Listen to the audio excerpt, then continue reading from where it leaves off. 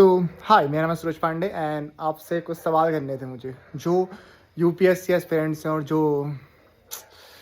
जिनको कामयाबी नहीं मिल पाई।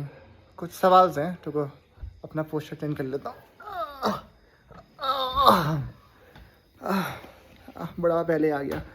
अब मेरी बात ध्यान से सुनो। मेरे को सवाल है आपसे, जिन्होंने अपने यूपीएससी के 6 अटैम्प्ट दिए। मैं अब सीरियस बात करने आ रहा हूँ आपसे, मजाक से हट के बात कर रहा हूँ। मैं बहुत क्यूरियस हूँ इस चीज़ को लेके। आपको पता है कि सिविल सर्विस में सिर्फ 1000 सीट्स होते हैं और फॉर्म भरने होते हैं 10 लाख के आसपास। मैं ध्यान से सुनना, जो भी फेल हो मतलब फेल ही क्या, ऑब्वियसली आप ये तैयारी कर रखी है तो खाना बहुत खा लिया आजकल, मैगी वगैरह। 1 मिनट लगा ले लूँ। रुको, अब सुनो।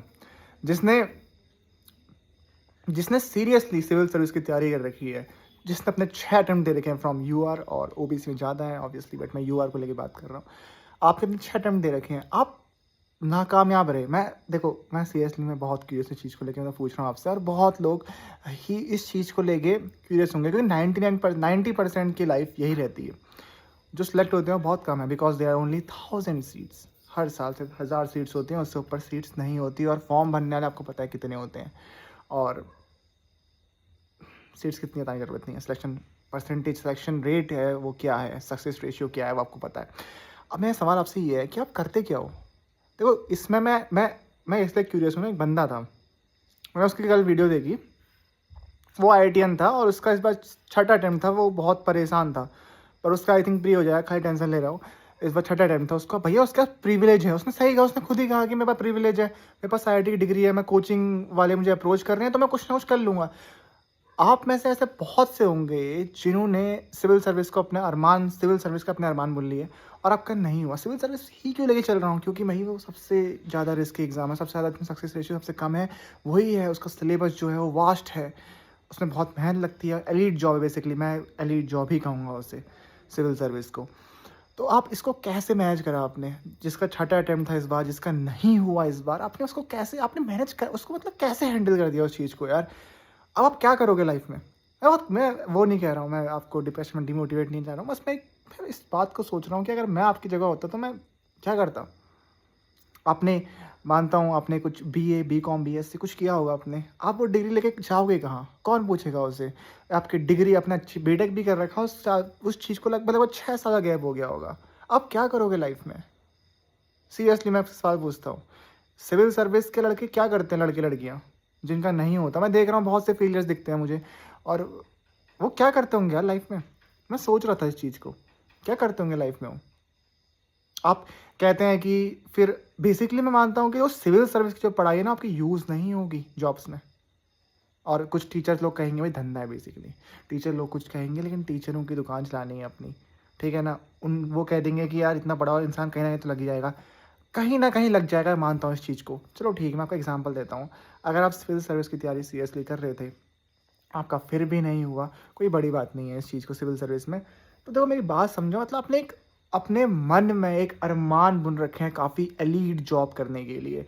आप एक अच्छे परिवार से आते हो, एक समाज से आते हो, उसके बाद आप 18,000 15,000 की नौकरी कैसे कर लोगे। आपका मन उस चीज़ का इजाज़त देगा। मतलब मेरे तो मन, अगर मैं मतलब व्याकुल रहता, जीवन काटना मुश्किल हो आता, फ्रस्ट्रेट हो आता। क्योंकि यार भाई, इंसान ने अगर सिविल सर्विस की तैयारी कर रखी है तो उस लेवल का ही जॉब करने की सोची होगी। उसमें उससे कम लेवल की नौकरी मन नहीं मानेगा।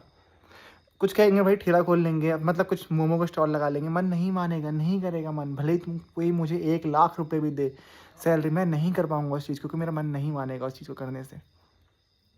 तो आप बेसिकली जब सिविल सर्विस में जो बंदा नाकाम होके आता है, उसको एक नई शुरुआत करनी पड़ेगी अपने जीवन में। वो नई शुरुआत आपने कैसे करी अपने जीवन में, मैं इस चीज़ को लेकर बहुत क्यूरियस था।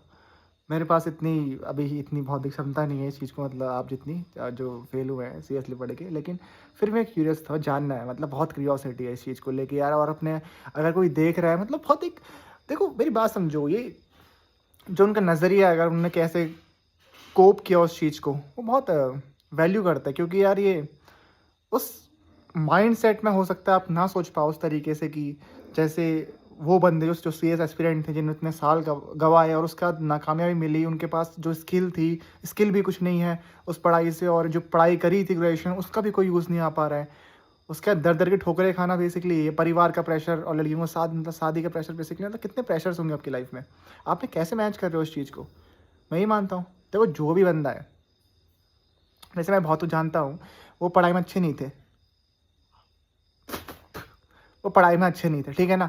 पर वो अभी भी पैसा कमा रहे हैं, वो उनके भाई बिल्कुल सही नहीं थे but they are earning their packages around 12 LPA. वो अच्छे भी नहीं थे पढ़ने में, 10 कोई 12 कोई 8, प्रेशर है, काम हेक्टिक है, प्राइवेट जॉब है, लेकिन फिर भी वो लाइफ में अच्छा कर रहे हैं। पर आपको वो भी कोई नहीं देगा, आप पढ़ने में भले ही कितने अच्छे भी थे, आपको कोई नहीं पूछने वाला। आपकी डिग्री कोई काम नहीं आएगी, किसके पास स्किल नहीं है। तो बस मैं क्यूरियस था, आप लाइफ कैसे मैनेज कर रहे हो? कैसे मतलब? क्योंकि ये अपवाद की बात नहीं कर रहा हूँ मैं, जनरली जो सिलेक्ट होते हैं ना वो अपवाद होते हैं। मैक्सिमम लोग नाकामयाबी महसूस करते हैं क्योंकि 10 लाख तुम निकालो, 10 लाख अगर फॉर्म भर रखे हैं, 6 लाख 5 लाख देने आ रखे हैं, 1000 सीट्स हैं, कितने लोगों का मेंस होगा, कितने लोग का इंटरव्यू होगा, कितने लोग क्लियर होगा? छः छः भी अगर मैं इंक्लूड कर दूँ, 6 साल तो 6000 रिपीटर्स भी हैं, उनमें भी सिलेक्शन रेशो कितना है देखो ना आप, कितना कम है। और अ, समझो उस चीज़ को। हाँ, कुछ का कहीं और हो जाता है, अगर कोई प्लान बी लेके चलता है, भाई plan B is very crucial if you are preparing for civil service examination. मैं एस्पिरेंट नहीं हूँ सिविल सर्विस का, मैं मुझे मन है सिविल सर्विस की तैयारी करने का, बट मैं नहीं करूँगा, मुझे डर लगता है भाई, सच बता रहा हूँ। मैं मुझे पता है अगर मैं वो दलदल है, अगर मैं उसमें कूद गया और मैं तैयारी कर ली सीरियसली, अगर एक बार नहीं मैं दूसरी बार भी दूंगा, मैं तीसरी बार भी दूंगा, चौथी बार भी दूंगा और मेरी लाइफ ख़राब हो जाएगी। मुझे नहीं घुसना उसमें, डर लगती है मुझे उस चीज़ से। और मैं अभी से ट्रॉमाटाइज्ड हूँ, मैं अगर सिविल सर्विस की तैयारी करूँगा तो हो सकता है सुसाइड भी कर लूँ। बता रहा हूँ तुम्हें। तो इस चीज़ को लेके बस मैं क्यूरियस था, कोई है अगर आप मुझसे देख रहे हैं तो यार अपना पॉइंट ऑफ व्यू शेयर करिए। मैंने कुछ का देखा है उसमें, यूट्यूब में देखते रहता हूँ।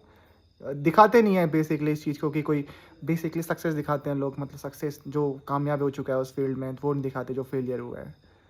जैसे कि मैं मानता हूँ ना, जैसे गौतम बुद्धा हैं हमारे, जिन्होंने बौद्ध धर्म फैलाया इंडिया में। मैं मानता हूँ यार, देखो गौतम बुद्ध ऐसे ना, मैं मानता हूँ पर्सनली, ऐसे कहीं लिखा नहीं पढ़ा नहीं है, मैं अपने एज्यूम कर रहा हूँ कि गौतम बुद्धा को हर कोई इसलिए जानता है क्योंकि वो गौतम बुद्ध है बेसिकली। वो इसलिए हैं क्योंकि उनकी बात और उनका धर्म फैल पाया, और गौतम बुद्धा ऐसे हज़ारों बुद्धा रह चुके होंगे यहाँ पर जिनको कोई नहीं जानता। कोई किसी इतिहास की किताब में नहीं, किसी किसी किसी पंथ में नहीं, किसी में नहीं, बस ऐसे कितने बुद्धा रहे होंगे, बट नाम गौतम बुद्धा का हुआ। तो वैसे ही कितने नाकामयाब लोग रहे होंगे और कुछ सक्सेस दिखाई होंगी। तो जो नाकामयाब है वो अपने जीवन कैसे व्यतीत कर रहे हैं, बस मैं क्यूरियस था इस चीज़ को। मैं सिविल सर्विस को भी ले रहा हूँ ना, सिविल सर्विस के अरमान मतलब एलीट जॉब के अरमान, उससे फिर गिर के नीचे स्तर पे आना, उसका सिलेबस कहीं काम ना आना, वो कैसे मैनेज कर लेते होगे आप? बस क्यूरियस था, बाकी यही था। बाय।